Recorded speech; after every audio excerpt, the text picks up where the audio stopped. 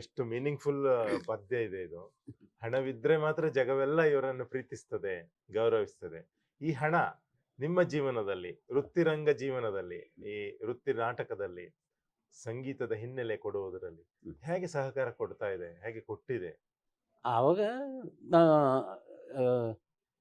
Payment ಭಾಳ ಕಡಿಮೆ sir. ಆವಾಗ ನಮಗೆ ಪೇಮೆಂಟ್ ಅಂದರೆ ವೃತ್ತಿ 76ರಿಂದ ನಾನು ವೃತ್ತಿ ನಾಟಕ ಕಂಪ್ನಿ ಸೇರ್ಕೊಂಬಿಟ್ಟೆ. ಆವಾಗ 76ರಲ್ಲಿ ನನಗೆ ವಾರಕ್ಕೆ 50 ರೂಪಾಯಿ ನನ್ನ ಪೇಮೆಂಟು. ನಾನು ಮತ್ತು ಕಂಪ್ನಿಯಲ್ಲಿ ದೊಡ್ಡ ಹಾರ್ಮೋನಿ ಮಾಸ್ಟ್ರು. ಆದರೂ ವಾರಕ್ಕೆ ನಮ್ಗೆ 50 ಅಂದರೆ ತಿಂಗಳಿಗೆ 200 ರೂಪಾಯಿ ಪೇಮೆಂಟು. ಅದು ವಾರ 50 ರೂಪಾಯಿ ಕೊಟ್ಬಿಡ್ತಿದ್ರು. ಅವಾಗ ಅದೇ ಸಾಕಾಗದು ನಮಗೆ. ಅದರಲ್ಲೇ ಮನೆಗೆ ಕಳಿಸ್ತಿದ್ದೆ. ನಮ್ಗೆ 2 ಬೋರ್ಡಿಂಗ್ ಕೊಡ್ತಿದ್ರು. ಅಂದರೆ ಗಂಡ ಹೆಂಡತಿಗೂ ಕೂಡ ಊಟ ಕೊಡ್ತಿದ್ರು. 2 ಬೋರ್ಡಿಂಗು, ಬಸ್ ಚಾರ್ಜು, ಮನೆ ಬಾಡಿಗೆ ಹಿಂಗೆಲ್ಲ ಕೊಡ್ತಿದ್ರು ಸರ್. ಒಟ್ಟು ಸಹಕಾರದಿಂದ ಇತ್ತು. ಹೌದು ಸರ್. ಸರಿ. ಹಂಗಾಗಿ ನಾವು ಅವ್ರು ಕೊಟ್ಟ 50 ರೂಪಾಯಿ ಹಂಗ ಉಳಿಯೋದು ಅದು. ಈಗ ಈ ವೃತ್ತಿ ಜೀವನದಲ್ಲಿ ನಾಟಕ ಮಾಡ್ತಾ ಇರೋ ನಾಟಕಗಳಿಗೆ ಹಿನ್ನೆಲೆ ಕೊಡುವಾಗ ಗೌಡ್ರ ಗದ್ಲ ನಾಟಕಕ್ಕೂ ನೀವು ಸಂಗೀತ ಕೊಟ್ಟಿದ್ರಿ. ಹೌದು ಸರ್. ಅಲ್ಲಿ ಎಳಿವಾಳ್ ಸಿದ್ದಯ್ಯ ಕೊಟ್ರಪ್ಪ ಮಾಸ್ತರ್ ಪಾತ್ರ ಮಾಡಿದ್ರು. ಆ ಪಾತ್ರ ಮಸ್ಕಿ ರೂಮಿನಲ್ಲಿ ಇದ್ದಂತಹ ಸಂದರ್ಭ ಅದು ಹೇಗೆ ನೆನಪು ಮಾಡ್ಕೊತೀರಿ? ಅದು ಒಂದು ತಮಾಷೆ ಸಂಗತಿ ಸರ್. ಅಚಾನಕ್ಕಾಗಿ ಒಂದ್ಸಲ ರಾಮರಾವ್ ದೇಸಾಯಿ ಕಂಪ್ನಿಗೆ ನಮ್ಮ ಎಲಿವಾಳ್ ಸಿದ್ದಯ್ಯನವರು ಬಂದರು. ಸಿದ್ದಯ್ಯ ಸ್ವಾಮಿಯವ್ರು ಬಂದಾರ ಅಂಥೇಳಿ ನಮ್ಮ ಮಾಲೀಕರು, ಸ್ವಾಮಿಯವ್ರು ಬಂದ್ರೆ ನಮ್ಗೆ ದುಡ್ಡು ಜಾಸ್ತಿ ಆಗುತ್ತೆ ಕಲೆಕ್ಷನ್ನು, ಸ್ವಾಮಿಯವ್ರಿಗೊಂದು ಯಾವುದಾದ್ರು ಒಂದು ಪಾತ್ರ ಕೊಟ್ಟು ಬಿಡೋಣ. ಆವಾಗ ಸ್ವಾಮಿಯವ್ರಿಗೆ ಆವಾಗ ಗೌಡ್ರ ಗದ್ಲ ನಾಟಕ ನಡೆದಿತ್ತು. ಗೌಡ್ರ ಗದ್ಲ ನಾಟಕದಲ್ಲಿ ಸ್ವಾಮಿಯವ್ರಿಗೆ ಕೊಡುವಂಥ ಪಾತ್ರ ಯಾವುದಿದೆ ಮಾಲೀಕರು ಡಿಸ್ಕಸ್ ಮಾಡಿದರು. ಹಾಗಾದ್ರೆ ಅವ್ರಿಗೆ ಇದರಲ್ಲಿ ಕಾಮಿಡಿ ಕೊಟ್ರಪ್ಪ ಮಾಸ್ತರ್ನ ಪಾತ್ರ, ಕಾಮಿಡಿ ಪಾತ್ರ ಕೊಟ್ಟು ಬಿಡೋಣ ಅಂದ್ರೆ ಅವ್ರ ಏಜ್ಗೂ ಅದಕ್ಕೂ ಸೂಟೇಬಲ್ ಆಗುತ್ತೆ. ಮತ್ತು ಆ ಟೈಪ್ ಅವತ್ತು ಅವ್ರಿಗೆ ಆ ಪಾತ್ರ ಕೊಟ್ಟರು. ಅವ್ರು ಮಾಡಿದರು, ಕಾಮಿಡಿಯಾಗೆ ಮಾಡಿದರು. ಅವರು ಒಬ್ಬರೇ ಇದ್ದಿದ್ರಿಂದ ನಾನು ಮೊದಲು ಫ್ಯಾಮಿಲಿ ಕರ್ಕೊಂಡೆ ನಾನು ಯಾವಾಗಲೂ ನಾಟಕ ಕಂಪ್ನಿಗೆ ನನ್ನಿಂದನೇ ಕರ್ಕೊಂಡು ಹೋಗ್ಬಿಟ್ಟೆ. ಆ ಕ್ಯಾಂಪ್ಗೆ, ಮಸ್ಕಿ ಕ್ಯಾಂಪ್ಗೆ ನಾನು ಒಬ್ಬನೇ ಸಿಂಗಲ್ ಇದ್ದೆ. ಫ್ಯಾಮ್ಲಿ ಎಲ್ಲ ಊರಿಗೆ ಕಳಿಸಿದ್ದೆ. ಒಬ್ಬರು ಮತ್ತು ಹೆಂಗೂ ನಮ್ಗೆ ಮನೆ ಬಾಡಿಗೆ ಕೊಡ್ತಿದ್ರು. ಅವರು ಹೆಂಗೋ ಬಾಡಿಗೆನ ಕೊಡ್ತೀವಲ್ಲ, ಅವ್ರ ಮನೆಗೆ ಇವರು ಸ್ವಾಮಿಯವ್ರನ್ನ ಕಳಿಸ್ಬಿಡೋಣ ದೇವರಾಜ್ ಅವ್ರ ಮನೆಗೆ ಅಂತೇಳಿ ಮಾಲಕರು ನನ್ನ ರೂಮ್ಗೆ ಅವ್ರನ್ನ ಕಳಿಸಿದ್ರು. ಮತ್ತು ಇಬ್ಬರು ಅವ್ರಿಗೆ ಸ್ವಲ್ಪ ಇಸ್ಪೀಟ್ ಆಡೋ ಚಟ ಸ್ವಾಮಿಯವ್ರಿಗೆ. ಇಸ್ಪೀಟ್ ಆಡೋದು ಆಗ ಆಡಿದ್ದು ಒಟ್ಟೆ ಅಲ್ಲ ಸ್ವಾಮಿಯವ್ರ, ನಾನು ಸ್ವಲ್ಪ ನಿದ್ದೆ ಮಾಡ್ತೇನೆ ರೀ, ಮತ್ತು ರಾತ್ರಿ ಮತ್ತು ಮಾಲಕರ ಕಡೆ ಬಯಸ್ಕೋಬೇಕಾಗತ್ತೆ ತೂಗುಡಿಸಿ, ಅದಕ್ಕೆ ನಿದ್ದೆ ಮಾಡ್ತೀನಿ. ಇನ್ನೊಂದು ಆಡೋಣ ಬಾ, ಇನ್ನೊಂದು ಆಟ. ಹಿಂಗೆ ನಾನು ಮಲಗಿದ್ರು ಕೂಡ ಇಸ್ಪೀಟ್ ಕಾರ್ಡ್ ತೊಗೊಂಡು ಕಿವಿ ಹತ್ರ ಹಿಂಗೆ ಪಟ್ ಪಟ್ ಪಟ್ ಬಡಿತಿದ್ರು. ಅಂದ್ರೆ ಎಚ್ಚರಿಸ್ತಿದ್ರು ನಾನು, ಬಾ ಆಡೋಣ ಬಾ ಅಂತ. ಆದರೂ ನಾನು ಒಳ್ಳೆ ಇವ್ರ ಸಹವಾಸ ಯಾವಾಗ ಸಾಕಾಯಿತು, ಈ ಕ್ಯಾಂಪ್ ನಾವು ಯಾವಾಗ ಹೋಗ್ಬಿಟ್ಟೆವು ಅಂತೇಳಿ ಹಿಂಗೆ ಎಲಿವಾಳ್ ಸಿದ್ದಯ್ಯನವರ ಅವರ ನಮ್ಮ ಈಗ ಧರ್ಮಸ್ಥಳ ಧರ್ಮಾಧಿಕಾರಿಗಳು ನಿಮ್ಮ ಈ ವೃತ್ತಿ ಜೀವನದಲ್ಲಿ ಬಂದಿದ್ದಾರೆ. ಅದು ಏನ್ ಪ್ರಸಂಗ, ಧರ್ಮಾಧಿಕಾರಿಗಳು ನಿಮ್ಮ ಜೊತೆಗೆ ಒಡನಾಟ ಬಂದದ್ದು? ಅದು ನಾವು ಬೆಳ್ತಂಗಡಿ ಕ್ಯಾಂಪ್ ಮಾಡಿದ್ವಿ ಸರ್. ಬೆಳ್ತಂಗಡಿ ಕ್ಯಾಂಪ್ ಮಾಡಿದಾಗ ಧರ್ಮಸ್ಥಳದ ಹೆಗ್ಡೆಯವರು ನಮ್ಮ ಮಾಲಕರಿಗೆ ಒಂದು ಕರೆ ಮಾಡಿದರು. ಕರೆ ಅಂತಂದ್ರೆ ಅವಾಗ ಫೋನು ಇರಲಿಲ್ಲ, ಮತ್ತು ಒಂದು ಆಮಂತ್ರಣ ಬಂತು. ಹಿಂಗೆ ನೀವು ಒಂದು ಧರ್ಮಸ್ಥಳದಲ್ಲಿ ಒಂದು ಸೇವೆಯ ಆಟ ಆಡ್ರಿ. ಆವಾಗ ಪ್ರಥಮ ವರ್ಷಕ್ಕೆ ನಾವು ಮುದುಕನ ಮದುವೆ ನಾಟಕ ಆಡಿದ್ವಿ. ಮತ್ತು ಆ ಮುದುಕನ ಮದುವೆ ನಾಟಕ ಅದು ಸೇವೆ ನಾಟಕ ಅಂದ್ರೆ ಪಬ್ಲಿಕ್ ಯಾರು ಬೇಕಾದ್ರೂ ಕುಂತ್ಕೊಂಡು ಧರ್ಮಕ್ಕೆ ನೋಡ್ಬೋದು, ಆ ರೀತಿ ಇರ್ತದೆ. ಮತ್ತು ಹಂಗೆ ಆ ನಾಟಕ ಮುದುಕನ ಮದುವೆ ಆಡಿದ್ವಿ. ಮತ್ತು 2ನೇ ವರ್ಷ ಮತ್ತೊಂದು ಎಲ್ಲೇ ಸುಳ್ಳ್ಯನೋ ಎಲ್ಲೇ ಕ್ಯಾಂಪು ಇದ್ವಿ. ಅಲ್ಲಿಂದ ಮತ್ತೊಂದು ಸೇವೆ ಆಟ ಆಡ್ರಿ ಅಂತ ಮತ್ತೊಂದು ಕರೆ ಬಂತು. ಮತ್ತು 2ನೇ ಸಲ ಸೊಕ್ಕಿನ ಸೊಸೆ ಅಂತೇಳಿ ಮತ್ತೊಂದು ನಾಟಕ ಆಡಿದ್ವಿ, ಧರ್ಮಾರ್ಥ. ಮತ್ತು ಅವಾಗ ಎಲ್ಲ ಹೆಗ್ಡೆಯವರು ಮುಂದೆ ಮ್ಯೂಸಿಕ್ ಪುಟ್ನಲ್ಲಿ ನಾನು ಒಬ್ಬನೇ.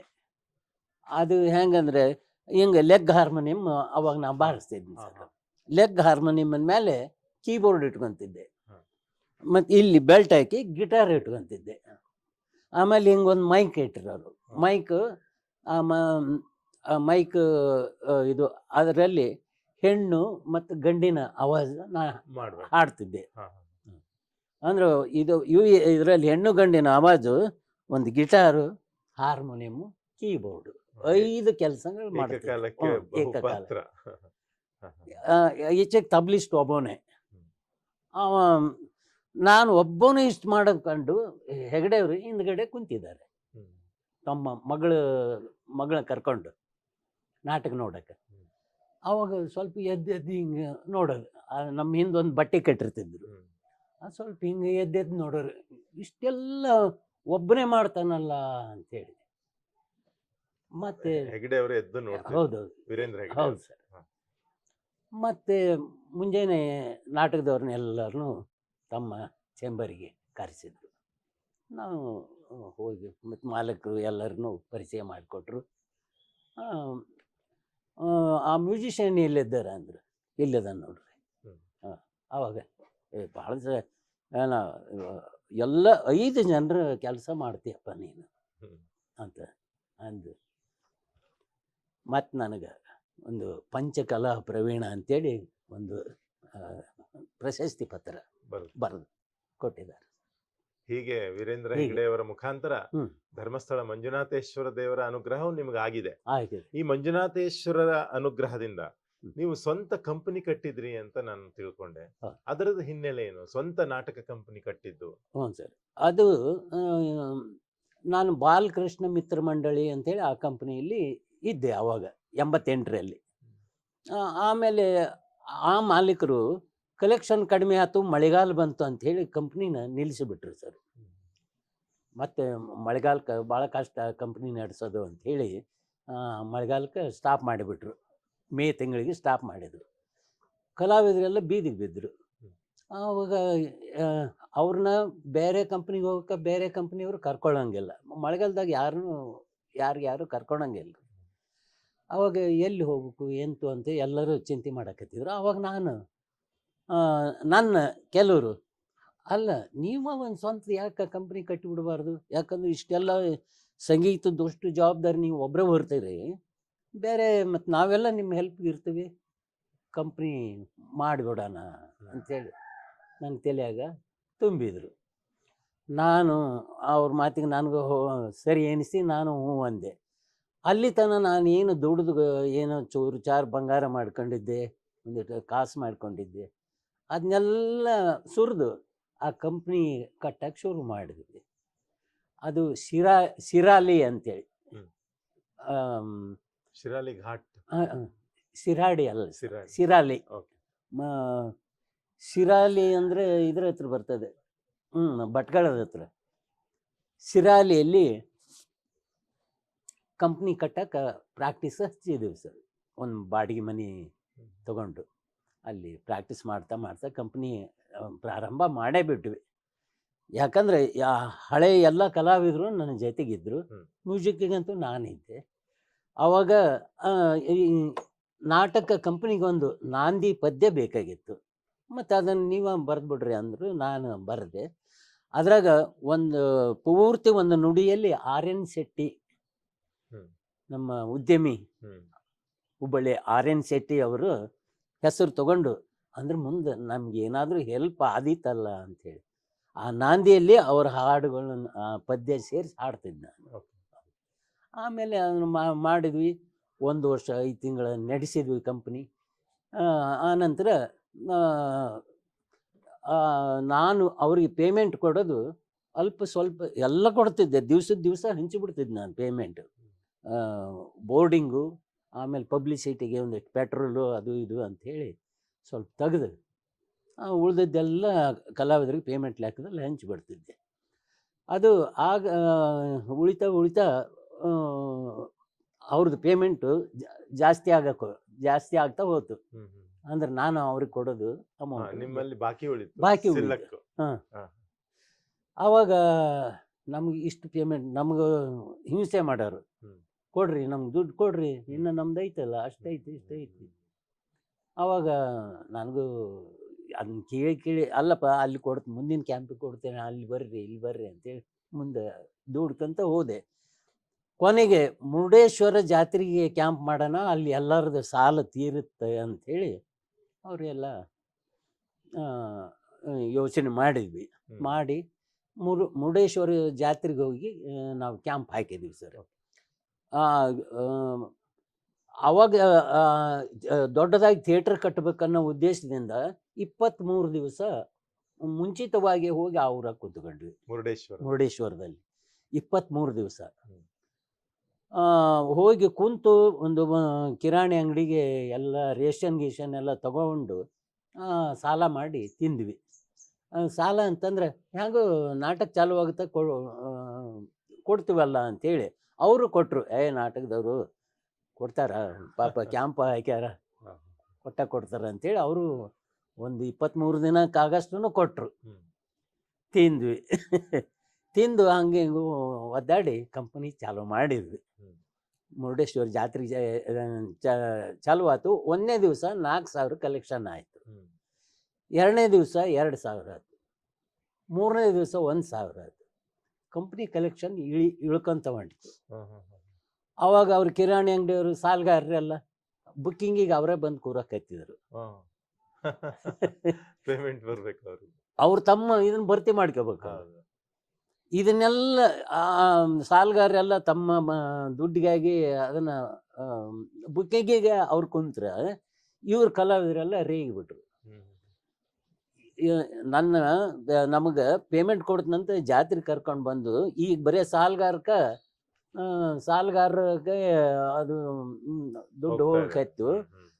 ಇನ್ನು ನಮ್ಗೇನು ಕೊಡ್ತಾರ? ನಮ್ಗೆ ದುಡ್ಡು ಗೆರಿ ಕರೆದ್ರು ಅವರು. ನಮ್ಗೆ ದುಡ್ಡು ಬೇಕೇ ಬೇಕು, ನೀವು ಕೊಡಲೇಬೇಕು. ಅದು ಏನ್ರಿ ನಿಮ್ದು ಏನ್ರಿ ಇದ್ರು ಮಾರ್ಕೊಂಡು ಬಂತ ಕೊಡ್ರಿ. ಹಿಂಗೆಲ್ಲ ಈಗ ಕಂಪನಿ ಮುಚ್ಚುವ ಹಂತಕ್ಕೆ ಬಂತು. ಮುಚ್ಚೋ ಹಂತಕ್ಕೆ ಬಂತು ಸರ್. ಅದು ಮುರುಡೇಶ್ವರ ಕಂಪನಿ ಅಂತಲೇ ಇಟ್ಟಿದ್ರು. ಮುರುಡೇಶ್ವರ ಕಂಪನಿ ಅಂತ ಇಟ್ಟು 1 ವರ್ಷ 5 ತಿಂಗಳು ಅಲ್ಲಿ ಇಲ್ಲಿ ಸುತ್ತಾಡಿ ಮತ್ತೆ ಕೊನೆಗೆ ಮುರುಡೇಶ್ವರಕ್ಕೆ ತಂದಿದ್ವಿ ಜಾತ್ರೆಗೆ ಅಂತೇಳಿ. ಅವಾಗಿದೆ. ಆಮೇಲೆ ನಾನು ನೋಡಪ್ಪ ಆಯ್ತಾ, ನಿಮ್ಗೆ ದುಡ್ಡು ಬೇಕಾವುದಲ್ಲ, ಇದಿಷ್ಟು ಥಿಯೇಟ್ರು, ನಿಮ್ಗೆ ಯಾರಿಗೆ ಏನು ಮನಸ್ಸಿಗೆ ಬರ್ತಾ ತೊಗೊಂಡು ಹೋಗ್ಬಿಡ್ರಿ, ನಾನು ಕೇಳಬೇಡ್ರಿ. ಇದು ಎಲ್ಲ ತುಂಬಿದ ಕಂಪ್ನಿನ ಬಿಟ್ಟು ಆಯ್ತಾಗಾರ ನಾನು ಊರಿಗೆ ಹೋಗಿ ಒಂದಿಷ್ಟು ಏನಾರ ಇದ್ದದ್ದು ಮಾರಿ ದುಡ್ಡು ತರ್ತೀನಿ ಅಂತೇಳಿ ಹೆಂಡ್ರು ಮಕ್ಕಳು ಕ್ಯಾಶು ಗಿಟಾರ್ ಇವನ್ನಷ್ಟ ತಗೊಂಡು ಸೀದಾ ಬಸ್ ಹತ್ತಿಬಿಟ್ಟೆ, ಹುಬ್ಬಳ್ಳಿ ಬಸ್. ತುಂಬಿದ ಕಂಪ್ನಿ ಬಿಟ್ಟು ಬಂದು ನೋವು ನಿರಾಶೆ ಆ ದುಃಖ ತಡಿಲಾರ್ದೆ ಹುಬ್ಬಳ್ಳಿ ಬಸ್ ಸ್ಟ್ಯಾಂಡಿಗೆ ಬಂದು ಗಂಡ ಹೆಂಡತಿ ಕುಂತಿದ್ವಿ, 2 ಮಕ್ಕಳು. ನಾನು ನನ್ನ ಹೆಂಡತಿಗೆ ಹೇಳಿದೆ, ನಾನು ಇಲ್ಲೇ ರೈಲ್ಗೋ ಬಸ್ಸಿಗೋ ತಲೆ ಕೊಟ್ಟು ಬಿಡುತ್ತೇನೆ ನಾನು ಅಂಥೇಳಿ ಹೇಳಿದೆ. ಆವಾಗ ಆಕೆ ಬೇಡ, ಮೊದಲು ಊರಿಗೆ ಹೋಗೋಣ, ಈ ನಡುವೆ ನಮ್ಮನ್ನೆಲ್ಲ ಅನಾಥರನ್ನ ಮಾಡಿ ಹೋಗೋದು ಬೇಡ, ಮೊದಲು ನಮ್ಮ ಊರಿಗೆ ಮುಟ್ಟೋಣ, ಆಮೇಲೆ ಮತ್ತೆ ಮುಂದೆ ಏನಾದರೂ ಭಗವಂತ ಮಾರ್ಗ ತೋರ್ತಾನ ಅಂತ ಹೇಳಿದರು ಅವರು. ಆಯ್ತು ನಡಿ ಅಂತೇಳಿ ಊರಿಗೆ, ನಮ್ಮ ಊರು ಹಲಿಗೇರಿಗೆ ಬಂದು ಸರ್. ಹಲಿಗೇರಿ ಅಂದ್ರೆ ಇಲ್ಲಿ ಗಿಣಿಗೇರಿ ಹತ್ರ? ಇಲ್ಲೇ ಕೊಪ್ಪಳದ ಆ ಕಡೆ ಹಲಿಗೇರಿಗೆ ನಮ್ಮ ಸ್ವಂತ ಊರಿಗೆ ಬಂದೆ. ಬಂದು ಅಲ್ಲಿ ಒಂದು ದಿನ ಅಲ್ಲಿ ನನಗೆ ಇರಕ್ಕೆ ಆಗಲಿಲ್ಲ, ಮನಸ್ಸಾಗಲಿಲ್ಲ. ಯಾಕಂದ್ರೆ ಅಲ್ಲಿ ಅದೇ ಒಂಥರ ನನಗೆ ಆ ಊರು ಹಿಡಿಸಲಿಲ್ಲ, ಯಾವಾಗಲೂ ಹಿಡಿಸಲಿಲ್ಲ. ಇಲ್ಲೇನಿರೋದಪ್ಪ, ಎಲ್ಲರೂ ಮತ್ತೆ ಬೇರೆ ಕಡೆ ಹೋಗೋಣ ಅಂತೇಳಿ. ಅದೇ ನನ್ನ ಟ್ರಂಕು ಅಂದ್ರೆ ನಂದು ಎಲ್ಲ ನನ್ನ ಫ್ಯಾಮ್ಲಿ ಒಂದು ಟ್ರಂಕು, ಒಂದು ಬಾಂಡೆ ಚೀಲದ್ದು, ಒಂದು ಸಾಮಾನದ್ದು ಒಂದು ಚೀಲ, ಇಷ್ಟೇ ನಮ್ಮದೆಲ್ಲ ಬಂಡವಾಳ. ಕ್ಯಾಶು ಗಿಟಾರ್ 2 ಮಕ್ಕಳು ಹೆಂಡ್ತಿ ಕರ್ಕೊಂಡು ಗಿಣಿಗೇರಿಗೆ ಹೋಗ್ಬಿಡೋಣ ಅಂತೇಳಿ ಇಲ್ಲಿಗೆ. ಮೊದಲು ಇದು ನಾನು ಸರ್ವಿಸ್ ಕಂಪ್ನಿಗೆ ಹೋಗ್ತಾನೆ ಮೊದಲು 74ನೇ ಇಸ್ವಿಗೆ ಇದೇ ಊರಿನಲ್ಲಿ ನಾಟಕ ಕಲಿಸಿದ್ದೆ, ಅಣ್ಣ ತಂಗಿ ಅಂಥೇಳಿ. ಆ ನಾಟಕ ಕಲಿಸಿದಾಗ ಎಲ್ಲರೂ ನನಗೆ ಭಾಳ ಹಚ್ಕೊಂಡಿದ್ರು. ಆಮೇಲೆ ಎಲ್ಲ ಸ್ನೇಹಿತರನ್ನ ಭೇಟಿಯಾಗೋಣ ಅಂತೇಳಿ ಸುಮ್ಮನೆ ಗೊತ್ತು ಗುರಿ ಇಲ್ದನ ಹೆಂಡ್ತಿ ಮಕ್ಕಳು ಆಮೇಲೆ ಆ ಬಾಂಡೆ ಸಾಮಾನು ಚೀಲ ಒಂದು ಟ್ರಂಕ್ ಅಷ್ಟು ತಗೊಂಡು ಇಲ್ಲಿ ನಿನ್ನೆ ಕುಷ್ಟಗಿ ಅಂಥೇಳಿ ಕೃಷ್ಣಯ್ಯ ಕುಷ್ಟಗಿ ಅಂತ ಬಂದಿದ್ರು ಹಾ. ಸರ್, ಅವ್ರ ತಂದೆಯವ್ರನ್ನ ಭೇಟಿಯಾದ್ವಿ. ಹಾ. ಅಲ್ಲೇ ಗೋವಿಂದರಾಯ ಸರ್ ಮನೆ ಎದುರಿಗೇನೆ ಐತೆ ಅವ್ರ ಮನೆ. ಆ ಕುಷ್ಟಗಿ ಸಣ್ಣಪ್ಪನವ್ರು ಅವ್ರು ದೊಡ್ಡ ಕಲಾವಿದರು. ಹ್ಮ್. ಇನ್ನು ನಿನ್ನೆ ಅವ್ರ ಬಗ್ಗೆ ನಿಮ್ಗೆ ಹೇಳಿದ್ರು ಎಲ್ಲ ಗೊತ್ತಿಲ್ಲ. ಹಾ. ಅವ್ರು ಬಹಳ ದೊಡ್ಡ ಕಲಾವಿದರು, ಅವ್ರ ತಂದೆಯವರು, ಹ್ಮ್. ಕೃಷ್ಣಯ್ಯ ಅವ್ರ ತಂದೆಯವರು. ಹ್ಮ್. ಏನು ಚಿತ್ರಗಳು ಬರೆದ್ಬಿಟ್ರ ರವಿ ವರ್ಮ ಹಾ, ಹಾ, ರವಿ ವರ್ಮನ ಕೃತಿಗಳು ಹೆಂಗದವ್ ಹಂಗೆ ಬರೀತಿದ್ದ. ಹಾ, ಹಾ. ಹಾಗೆ ನೀವು ಗಿಣಿಗೇರಿಗೆ ಬಂದು ನಿಂತ್ರಿ. ಅವ್ರ ಮನೆಗೆ ಬಂದೆ. ಹ್ಮ್. ಬಂದ ಕೂಡಲೇ ಬರಲೇ ಅವ್ರ ಮಾತು ಇಡೀ ಊರಾಗ ಎಲ್ಲರೂ ಕೇಳ್ತಿದ್ರು. ಹ್ಮ್. ಮಾಸ್ಟ್ರ ಬಂದಾರ ಬರ್ಲಿ ಬರ್ರಿ ಅಂಥೇಳಿ ಎಲ್ಲ ಹುಡ್ರು ಕರೆಸಿದ್ರು. ನಿಮ್ಮ ಕಂಪ್ನಿ ಎಲ್ಲೈತಿ ಏನೈತಿ ಹೆಂಗೈತಿ ಎಲ್ಲ ವಿಚಾರ ಮಾಡಕತ್ತಿದ್ರು. ಹ್ಮ್. ಆವಾಗ ನಾನು ಹಿಂಗೆ ನಾನು ಅಳಕತ್ತಿದೆ, ಹ್ಮ್. ಹಿಂಗೆ ಕಂಪ್ನಿ ಹಿಂಗೆ ಆಗಿಬಿಟ್ಟಿದೆ. ಹಾಗಾದ್ರೆ ಮತ್ತೆ ಈಗ ಎಲ್ಲಿಗೆ ಹೋಗ್ಬೇಕಂತ ಬಂದಿರಿ ಅಂತ. ಇಂಥಲ್ಲಿಗೆ ಅಂತ ಗೊತ್ತೋ ಗುರಿ ಇಲ್ಲ. ನನ್ನ ಕಾಲು ಎಲ್ಲಿವರೆಗೆ ಹೋಗಿ ನಿಲ್ಲುತ್ತೆ ಅಲ್ಲಿವರೆಗೆ ಹೋಗ್ಬೇಕಂತ ಬಂದೀನಿ ಅಂತ ಮಾರ್ಮಿಕವಾಗಿ ನಾನು ಹೇಳಿದೆ. ಹ್ಮ್. ಹಾಗಾದ್ರೆ ನೀವು ಎಲ್ಲಿಗೂ ಹೋಗೋದು ಬೇಡ, ಇಲ್ಲೇ ಇದ್ದು ಬಿಡ್ರಿ ಅಂತ ಅಂದ್ರು ಅವರು, ಹ್ಮ್. ಕುಷ್ಟಗಿ ಸಣ್ಣಪ್ಪನವರು. ಬಂದು ಮತ್ತೆ ಅವ ಏನು ಹುಡುಗರು ಬಂದಿದ್ರಲ್ಲ ಸರ್, ಲೇ ಯಾವುದಾದ್ರೂ ಒಂದು ಬಾಡಿ ಮನೆ ಐತನ ಹೋಗಿ ನೋಡ್ಕೊಂಬ ಅಂಥೇಳಿ ಅವ್ನು ಕಳಿಸ್ಕೊಟ್ರು. ಅವ ಸೀದಾ ಹೋದ ಬಾಡಿಗೆ ಮನೆ ಹುಡುಕ್ಯಾಡಿ, ಅಲ್ಲೊಂದು ಐತ್ರಿ ಬಸಪ್ಪನ ಮನೆ, ತಿಂಗಳಿಗೆ 50 ರೂಪಾಯಿ ಬಾಡಿಗೆ ಹೇಳ್ತಾರೆ. ಅಗರ ಹೋಗಿ ಅಲ್ಲಿ ಒಂದು 50 ರೂಪಾಯಿ ಅಡ್ವಾನ್ಸ್ ಕೊಟ್ಟು ಬಾ ಅಂತೇಳಿ ಕಳಿಸ್ಬಿಟ್ರು, ಒಂದು ತಿಂಗಳ ಬಾಡಿಗೆ. ಮತ್ತು ಭಜನಾ ಸಂಘದ ಹುಡುಗರು ಬಂದಿದ್ದರು. ಲೇ ಭಜನೆ ಹುಡ್ರ, ನೀವು ಮಾಸ್ತರ್ನ ನಾವು ಇಲ್ಲೇ ಉಳಿಸ್ಕೊಳ್ಳೋಣ, ನಿಮ್ಮ ಮನೆಯಾಗ ನಿಮ್ಮ ಶಕ್ತ್ಯಾನುಸಾರ ಜೋಳ ಯಾರ್ಯಾರ ಮನೆಗೆ ಎಷ್ಟದೋ ತಂದು ಅವ್ರಿಗೊಂದು ಹೆಲ್ಪ್ ಮಾಡಿರಿ. ಆ ಬಗ್ನಾಳ್ ಬಸಪ್ಪ ಮನೆಗೆ ಒಂದು ಚೀಲಕ್ಕೆ ಹಾಕಿ ಇಟ್ಬಿಡ್ರಿ ಅಂತೆ. ಅವೆಲ್ಲ ಭಜನಾ ಸಂಘದ ಹುಡ್ರು ಕಾಳು ಕಡಿ ತಂದು ಇಟ್ಬಿಟ್ರು. ಮತ್ತೊಂದು ಇಬ್ಬರು ಕರೆಸಿದ್ರು, ಲೇ ಒಣ ಕಟ್ಟಿಗೆ ಎಲ್ಲಾದ್ರೂ ಇದ್ರೆ ಒಂದು ಬಂಡಿ ಒಣ ಕಟ್ಟಿಗೆ ತಂದು ಹಾಕ್ರಿ ಅಂತ ಒಬ್ರಿಗೆ ಹೇಳಿದ್ರು. ಅವು ತಂದು ಹಾಕೇ ಬಿಟ್ರು. ಹೀಗೆ ಒಟ್ಟು ಉಪಜೀವನಕ್ಕೆ ಏನ್ ಬೇಕು ಜೇಬ್ನಾಗ 100 ರೂಪಾಯಿ ಇಟ್ಕೊಂಡು ಬಂದವ. ಆಗ ಒಂದು 50 ರೂಪಾಯಿ ಮನಿ ಬಾಡಿಗೆ ಕೊಟ್ಟೆ, ಒಂದು 50 ರೂಪಾಯಿದಾಗ ಚಾ ಪುಡಿ ಸಕ್ರಿ ಇಂಥವೆಲ್ಲ ತಗೊಂಡು ಹೀಗೆ ಗಿಣಿಗೇರಿಗೆ ಬಂದು ನಿಂತ್ರಿ ನೀವು. ಮುರುಡೇಶ್ವರ ನಾಟಕ ಕಂಪನಿ ಬಿಟ್ಟು ಗಿಣಿಗೇರಿಯಲ್ಲಿ ನಿಮ್ದು ಹೊಸ ತರಹದ ಜೀವನ ಆರಂಭ ಮಾಡಿ. ಹೌದು ಸರ್. ಹೀಗೆ ಗಿಣಿಗೇರಿಗೆ ಬಂದ ಮೇಲೆ ನಿಮಗೆ ಆಕಾಶವಾಣಿ ನೆಂಟು ಕೂಡ ಸಿಕ್ತು ಅಂತ ಇದೆ. ಹೌದು. ಆಕಾಶವಾಣಿ ಜೊತೆಗೆ ಹೇಗೆ ಸಂಕ್ಷಿಪ್ತವಾಗಿ ಹೇಳಿ.